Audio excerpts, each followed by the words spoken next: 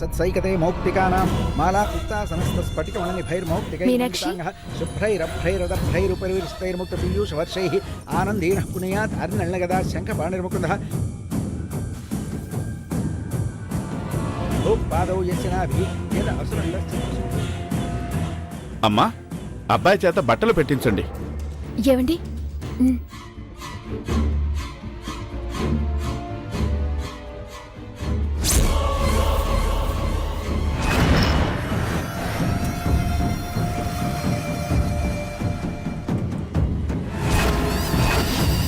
Yeah దేవీ సర్వభూతేషు మాతృరూపేణ సంస్థితా నమస్తస్యై నమస్తస్యై నమస్తస్యై నమో నమః. యా దేవీ సర్వభూతేషు తృష్ణారూపేణ సంస్థితా. అమ్మా, ఇప్పుడు మీరు బొట్టు పెట్టి బట్టలు ఇవ్వండి.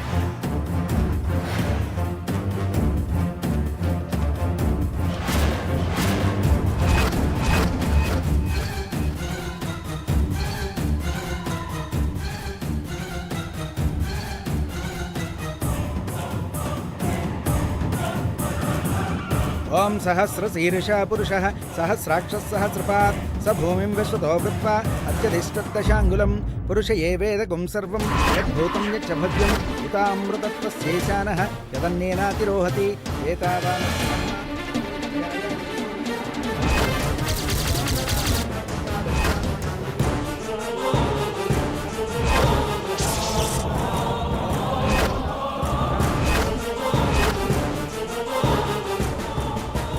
వదినా, తీసుకో. మావయ్య వాళ్ళు ఇప్పుడు రాలేరు కదా, అందుకే మా ఆయనతో మీకు బట్టలు పెట్టిస్తున్నాను.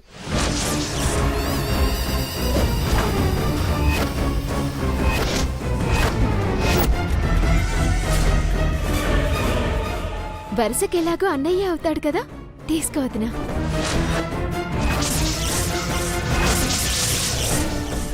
అక్క, తీసుకో.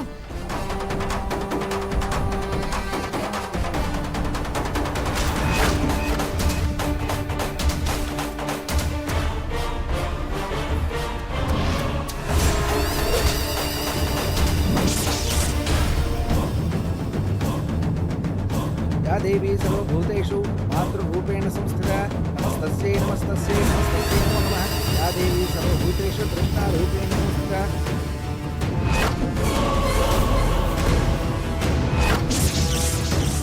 తన్నో దుర్గి ప్రచోదయాత్. బాబు, సరిగ్గా 12:16 ముహూర్తం. మరిక నేను బయలుదేరతాను.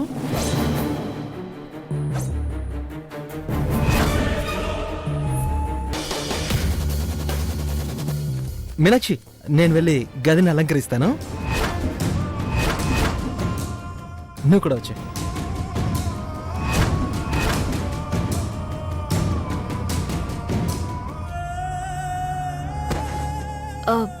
చిన్నయ్య, అన్నయ్యని తీసుకెళ్లి బట్టలు మార్పించు. చిన్నదినా, నువ్వు పెద్దదినని తీసుకెళ్లి బట్టలు మార్పించి తీసుకురా. అక్క రా, నేను వెళ్ళి పాలు తీసుకొస్తాను. అలాగే మీనాక్షి, రా అక్క.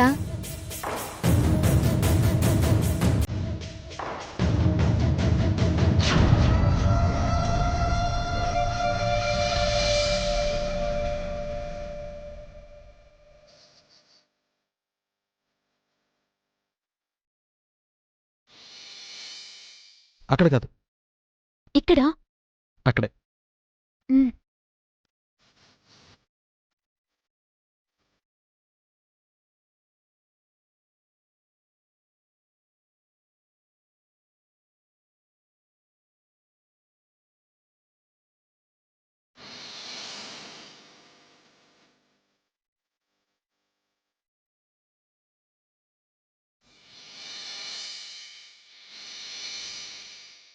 మీనాక్షి, పద.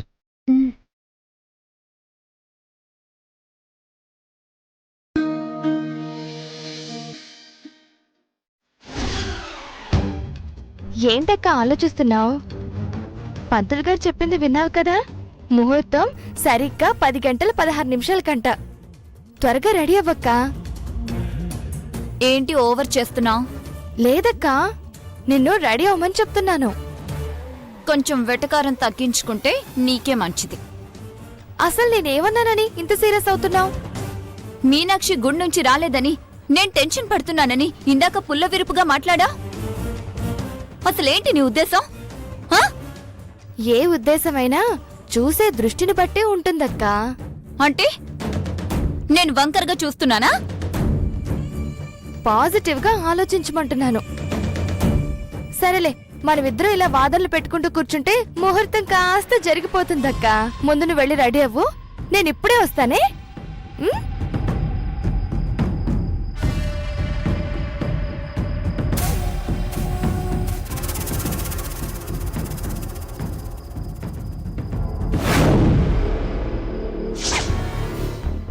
మీనాక్షి, నేను వెళ్ళి గదిని అలంకరిస్తాను.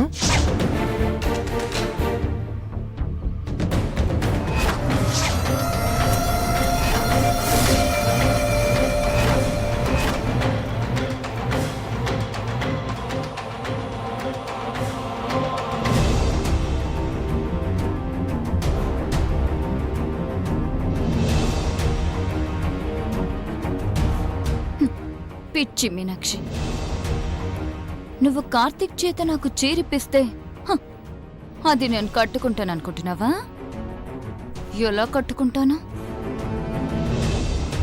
కార్తీక్ ని ప్రేమించి పెళ్లి చేసుకోవాల్సిన దాన్ని. అది పెళ్లి దాకా వెళ్ళలేదు. కానీ కార్తీక్ నాకు మాత్రమే సొంతం.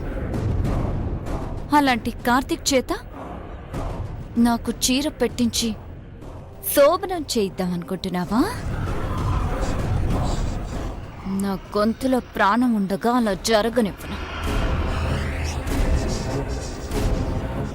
నువ్విప్పించిన ఈ చీర ఏం చేస్తానో తెలుసా?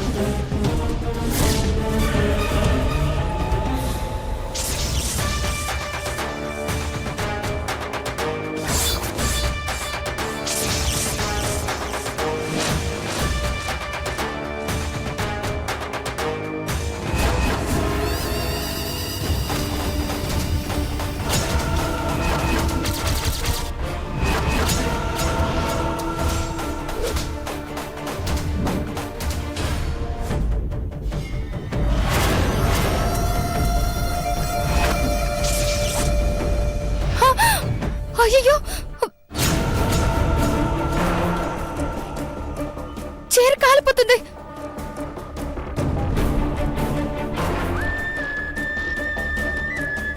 ఎందుకు ఇలా చేసావు అక్క? బంగారం లాంటి చీర కాల్ చేసుకున్నావు. అయ్యయ్యో, నేను కట్టుకోవాల్సిన చీరకి ఇలా మంట అంటుకుందేంటి? అపశకునం కాకపోతేను.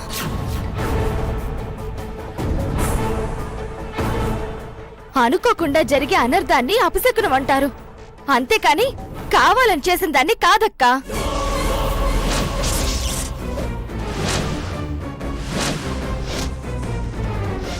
ఏంటి మహేశ్వరి నువ్వు మాట్లాడేది?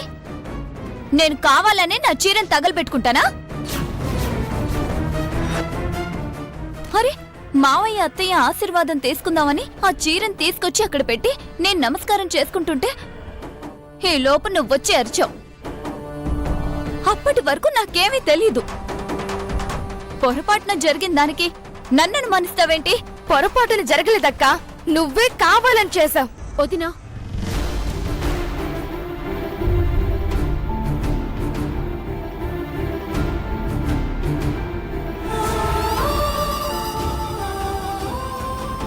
శుభమా అని శుభకార్యం జరుగుతుంటే ఏంటి మీ గొడవ?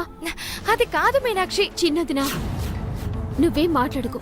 పెద్దదినా, ఇదిగో పాలు తీసుకో. ముహూర్తానికి టైం అవుతుంది, లోపలికి వెళ్ళా. అది కాదు మీనాక్షి. వదినా, పెద్దదినా, నువ్వు వెళ్ళా.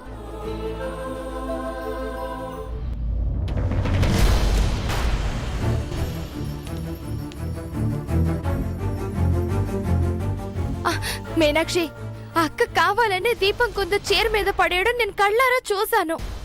చిన్నదిన పెద్దదిన ప్రవర్తన నాకు కూడా కొంచెం తేడాగానే ఉంది.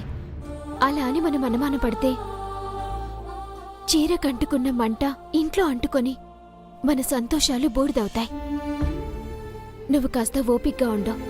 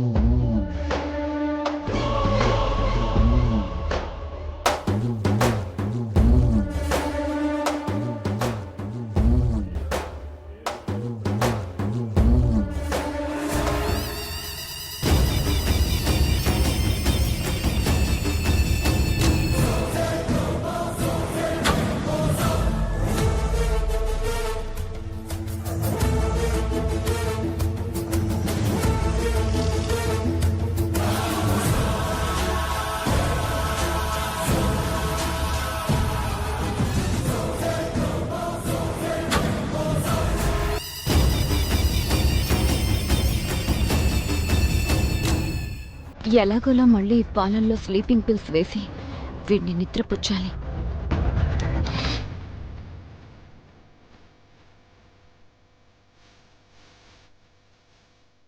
అంటే కదా వైష్ణవి, ప్రతిసారి మన మధ్యలో ఈ కార్యం ఏదో ఒక విషయంలో వాయిదా పడుతూనే ఉంది. మీనాక్షి కోరిక ప్రకారం మావయ్య గారు మళ్ళీ ఇంట్లో పుట్టాలంటే మనం ఒకటవ్వాలి. నాకు తలనొప్పి రాకుండా ముందు జాగ్రత్తగా టాబ్లెట్ వేసుకుంటాను.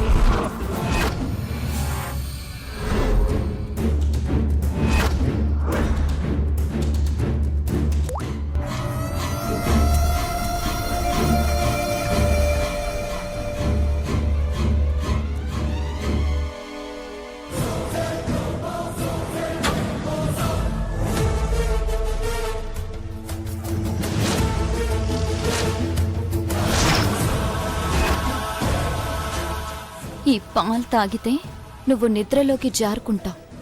అప్పుడు నీ కల కలగానే మిగిలిపోతుంది. పాలు తాగండి. అమ్మో, పాలు అయితే నాకు నిద్ర వచ్చేస్తుంది, నేను తాగను.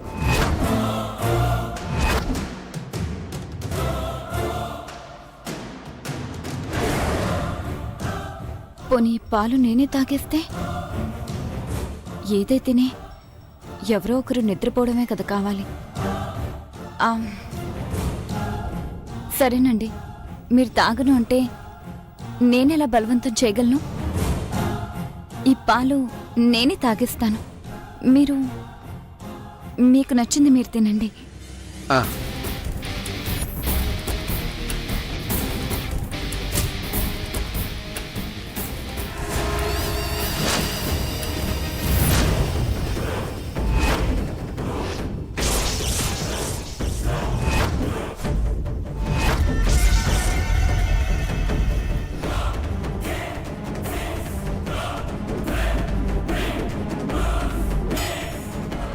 రోషిని, నాకు నాన్నతో పాటు ఆ అమ్మ కూడా నాకు బిడ్డగా పుట్టాలనుంది. కౌంటర్లు కనిద్దాంటి.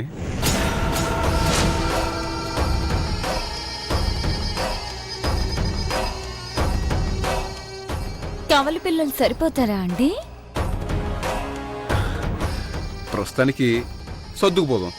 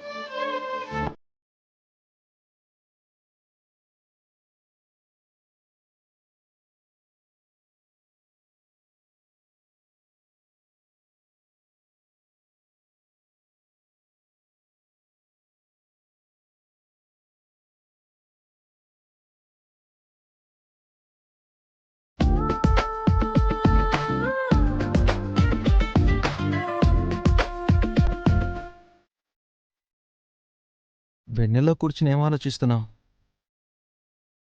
వెన్నెలాంటి మనసున్న నా భర్త గురించి ఆలోచిస్తున్నాను.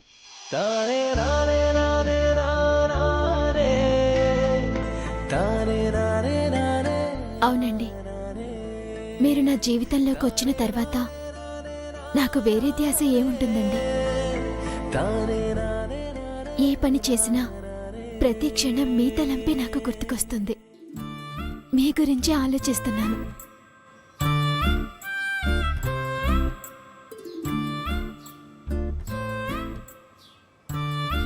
నేను కూడా ప్రతి చోట నీకు అండగా ఉండాలి, నీకు ఏ కష్టం రాకుండా చూసుకోవాలి అనుకున్నాను. కానీ ఏ విషయంలోనైనా నువ్వు నాకంటే ప్రేమగా ఉంటున్నావు. ఇలాంటి అభిమానం, ఆప్యాయత నా జీవితంలో నాకు దొరుకుతాయని నేను అనుకోలేదు.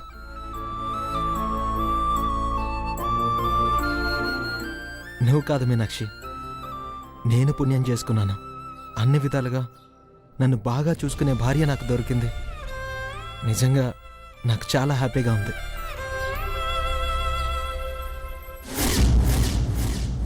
ఏమంటారు రోషిని?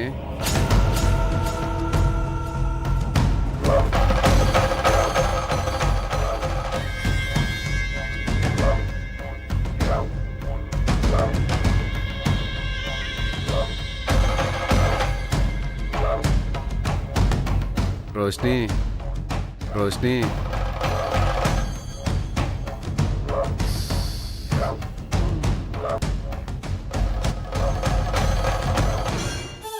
నా శోభనానికి ఈ పాలు పెద్ద శాపంగా మారినాయి.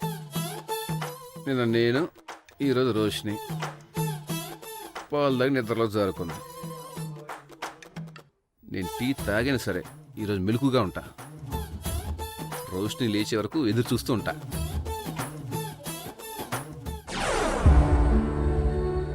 మనిద్దరం ఇలాగే జీవితాంతం సంతోషంగా ఉండాలండి. మన మధ్యలోకి ఎటువంటి చెడు రాకూడదండి.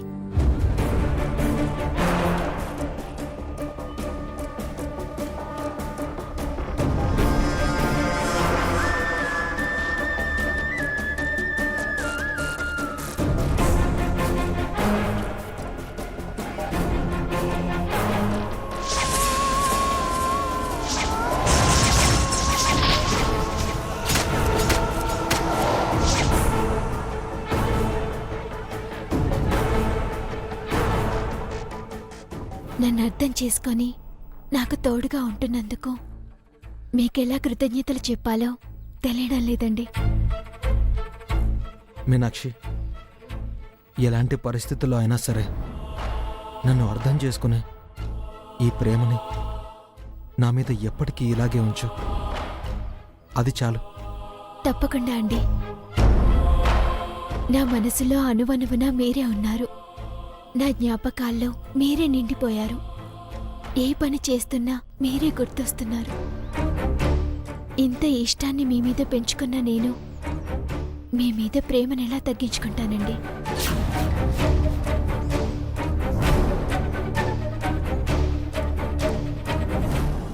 కావచ్చు మీనాక్షి, కానీ పరిస్థితులు మనల్ని ఎలా మారుస్తాయో తెలీదు. ఒకవేళ నా ప్రవర్తన నిన్నేమైనా బాధ పెట్టొచ్చు. నేను చేసిన పని ఏదైనా నీ మనసుని కష్టపెట్టి నీకు కోపం తెప్పించొచ్చు. అలాంటివి ఏమైనా ఎదురైతే క్షమించుగానే నన్ను మాత్రం దూరం పెట్టకు. నేను తట్టుకోలేను.